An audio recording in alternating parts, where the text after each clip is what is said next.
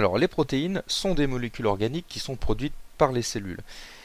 Elles ont de nombreux rôles dans les cellules. Un des premiers rôles, c'est effectivement d'avoir un rôle de structure, c'est-à-dire de participer par exemple à la structure de la membrane plasmique, mais elles ont aussi des rôles de communication entre les cellules, comme des messagers entre les cellules nerveuses, on va les appeler des neurotransmetteurs. Deuxième rôle de messager qui est représenté par les hormones qui vont permettre de communiquer entre différents territoires de l'organisme. Et enfin, elles vont permettre des réactions chimiques comme les enzymes. Alors, bien sûr, comme on le verra dans un prochain module, si leur fonctionnement est anormal ou si elles ne sont pas bien produites, eh bien, ça va entraîner des modifications importantes des caractéristiques des individus. Alors, les protéines sont constituées d'une succession de sous-unités qu'on appelle acides aminés, qu'on voit ici, par exemple, tréonine, l'isoleucine, la lysine, etc. Il existe il existe 20 acides aminés différents et une protéine peut en contenir plusieurs centaines, des milliers, et ils sont reliés en chaîne par des liaisons qu'on va appeler des liaisons peptidiques. Pour une protéine donnée, la séquence d'acides aminés est toujours la même. Il existe donc un plan de fabrication de la protéine qui va déterminer l'ordre d'enchaînement des acides aminés et par là même sa fonction. Cette séquence d'acides aminés va être déterminée par la séquence de nucléotides d'un allèle d'un gène qui lui va contenir le plan de fabrication de la protéine sélectionnée. Alors les molécules d'ADN sont de très très longues molécules qui sont très fortement compactées en plus et qui sont contenues dans le noyau et qui ne peuvent pas sortir de ce noyau. Cependant, la synthèse des protéines se fait, elle, dans le compartiment cytoplasmique. Donc la séquence d'un allèle doit d'abord être copiée sur la portion d'un gène et sa copie doit être exportée vers le cytoplasme où elle sera utilisée pour la fabrication de la protéine. La première étape va être appelée la transcription, elle a lieu dans le noyau, et la seconde va être appelée la traduction, elle aura lieu dans le cytoplasme. Première étape donc de la synthèse des protéines qui va constituer la transcription, c'est-à-dire que l'on va copier l'ADN pour former ce qu'on appelle un ARN prémessager, qui va constituer donc l'intermédiaire entre l'ADN et la protéine qui va être synthétisée. Intéressons-nous à cet ARN prémessager. Profitons-en pour faire un bref rappel sur la molécule d'ADN qui est composée en fait de deux chaînes complémentaires. Et chaque chaîne va être formée d'une succession de nucléotides qui sont complémentaires. On parle de complémentarité des bases azotées A avec T et G avec C.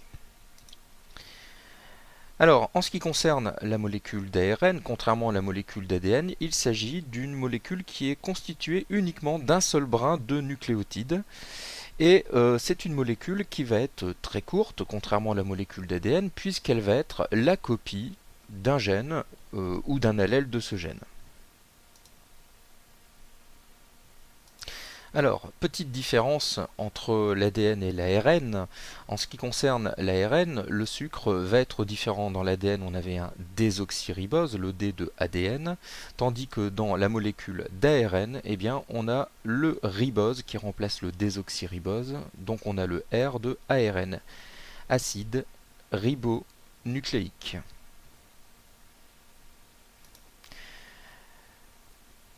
Dernière différence, eh bien dans l'ADN il y avait 4 bases, A, C, G et C. Eh bien dans l'ARN on retrouve 3 des bases, A, C, G, mais la thymine va être remplacée par l'uracile. Dans l'ARN, la thymine est totalement absente de la molécule d'ARN et remplacée par cette base azotée qui est l'uracile noté U. La molécule d'ARN prémessager va donc être la copie de l'information qui est contenue au niveau d'un gène de la molécule d'ADN. Intéressons-nous maintenant aux étapes de la transcription de ce gène et à l'intervention d'un élément nécessaire qui est une enzyme qu'on va appeler l'ARN polymérase. Alors, observons donc le déroulé de la transcription. Donc tout démarre dans le noyau de la cellule, qui est ici représenté donc en gros plan. Petit zoom sur la molécule d'ADN. On reconnaît donc les deux chaînes.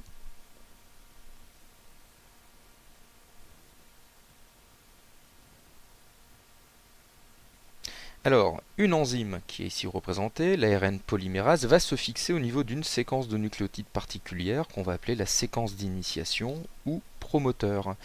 Elle va écarter alors les deux brins de la molécule d'ADN.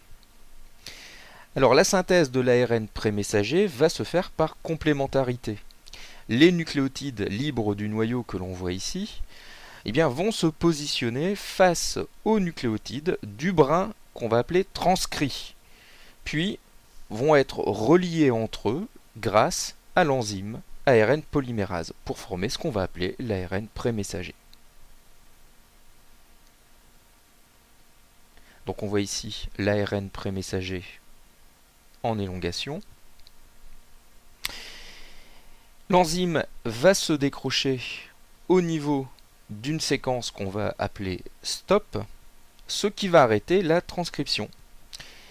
Et l'ARN messager va être libéré au sein du noyau.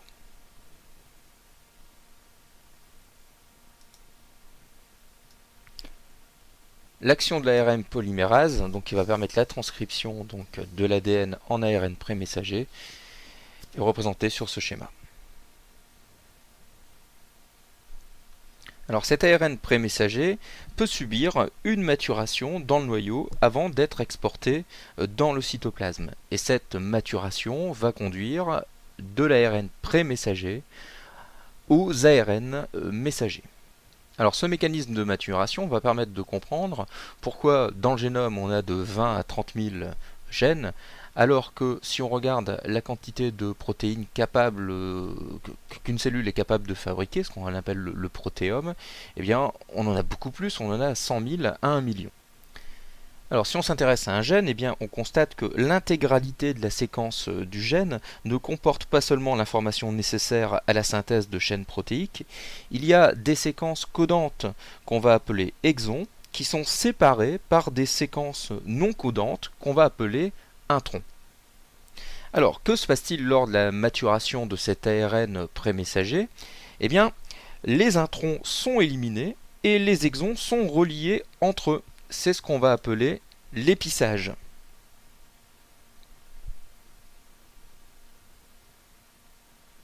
Et l'épissage permet d'aboutir ici à un ARN messager, cette fois-ci qu'on va dire ARN M, ou ARN messager ou ARN mature.